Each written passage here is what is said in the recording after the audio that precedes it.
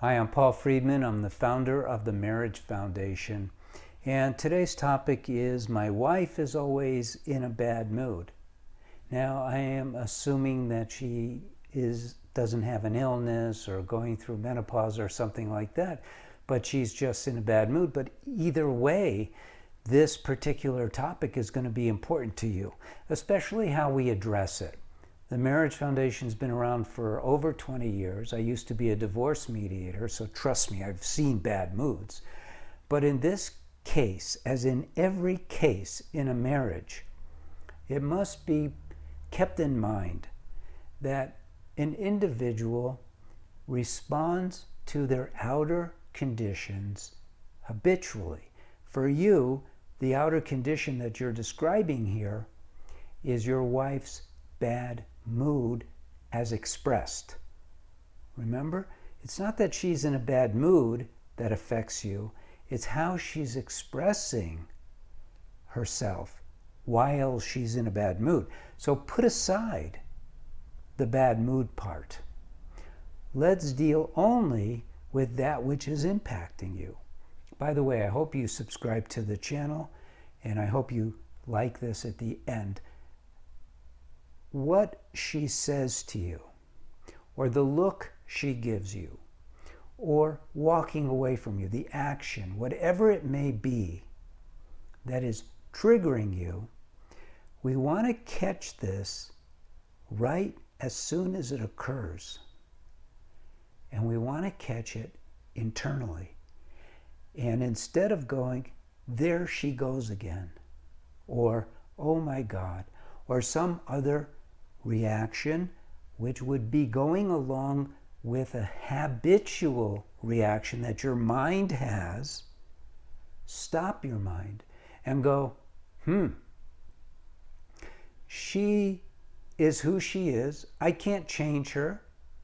I'm not responsible for elevating her mood, but I do have control over how I react internally and externally. Do you get this? We have free will. We're individuals, we're souls.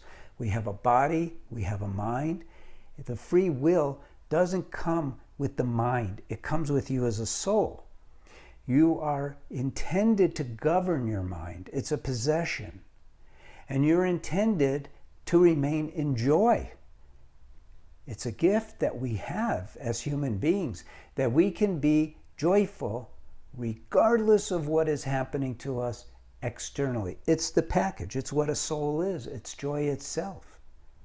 So if your wife's action towards you is triggering, it's not triggering you. It's triggering your mind. Your mind has created filters, defense mechanisms, all of this apparatus in order to stay in a comfort zone.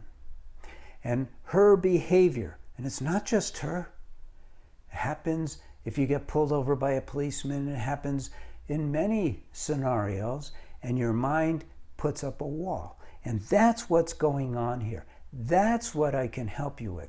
I can't help you with her change. If she comes to the Marriage Foundation and says, I'm always in a bad mood and it's affecting my marriage, sure. We would suggest she takes the course for women so she learns how to master her mind. You too could learn how to master your mind, because I'm sure your marriage is getting beaten up like crazy by this, but you have power in this. Tremendous power. There's an expression, it's an old expression. It dates back to a sage. His name was Patanjali. And he came up with this expression. It's called holy indifference. Holy indifference means that because you're a soul, you can remain indifferent to virtually anything that's going on around you. You remain internalized. But we have become victims of our own minds. This is plaguing humanity.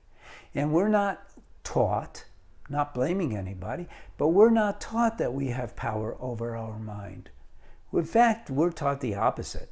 We're taught now that we should respect our emotions, which is a ridiculous idea, that we should respect our anger, respect our sexual drive, respect all these things that we're supposed to have control over.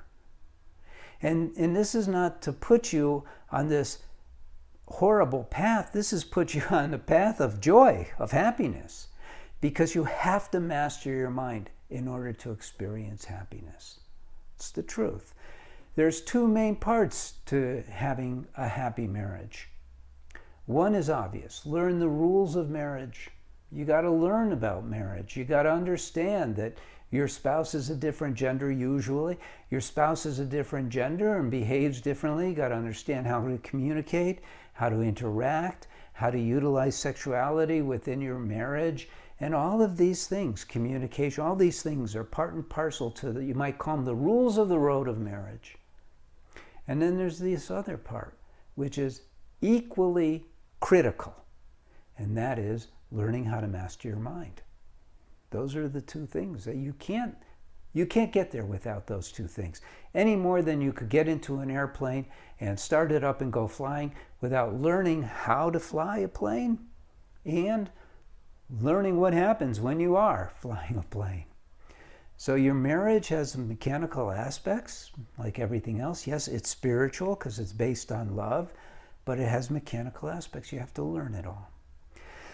So you can solve a lot of your problem right now by not taking it personally, rising above it. That's a way. Another way is to completely turn the tables on your mind and go, what the heck are you getting annoyed about? This is not a problem. You should be feeling compassion for her. You should be feeling sympathy for her and offering her love when she's going through this, because I promise to love my wife in sickness and in health and all of that, you see?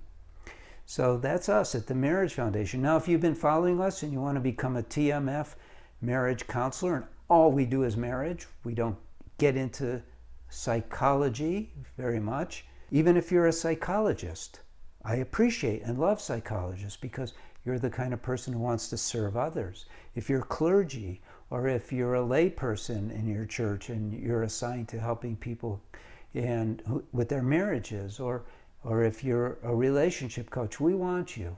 We want you to become part of our team and get on the ground again. It's where I began this many years ago, and now we're starting that again as a team.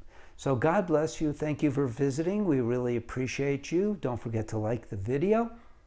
Don't forget to subscribe. And God bless you. Take care.